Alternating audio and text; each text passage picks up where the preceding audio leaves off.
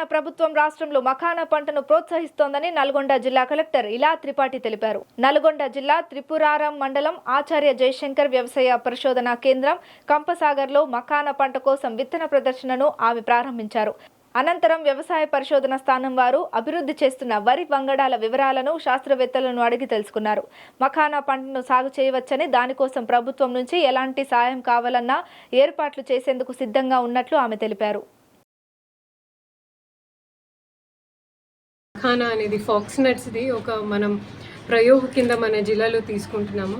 గత మార్చి నెలలో మన జిల్లా నుంచి ఒక 4 మెంబర్ బృందంని ఇక్కడ నుంచి దర్భంగా మఖానా స్టేషన్కి పంపడం జరిగింది. వాళ్ళు అక్కడ 2-3 రోజులు ఉండి ఈ మఖానా కల్టివేషన్ ఎలా చేయాలి, ఏ వెరైటీ విత్తనం వాడాలి, ఎంతమంది స్కిల్డ్ లేబర్ కావాలి, మొత్తం స్టార్టింగ్ ఒక విత్తనం స్టేజ్ నుంచి చివరి హార్వెస్టింగ్ ప్రాసెస్ స్టేజ్ వరకు అంతా నేర్చుకొని మన దగ్గరికి వాళ్ళు వచ్చి వాళ్ళు పాలు పంచడం జరిగింది.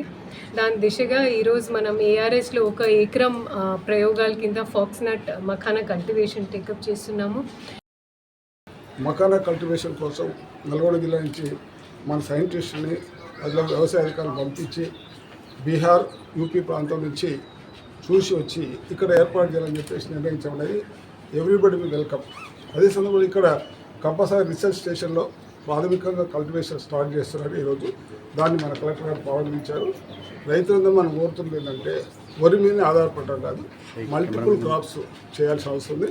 అట్లాగే మన ప్రాంతంలో ఉన్న పంటలే కాదు, మన దేశంలో ఉన్న పంటల్ని కూడా మనం ఆహ్వానించి కొత్త వంగడాన్ని, కొత్త పంటని అవన్నీ తీసుకువెళ్తే చాలా మంచిది.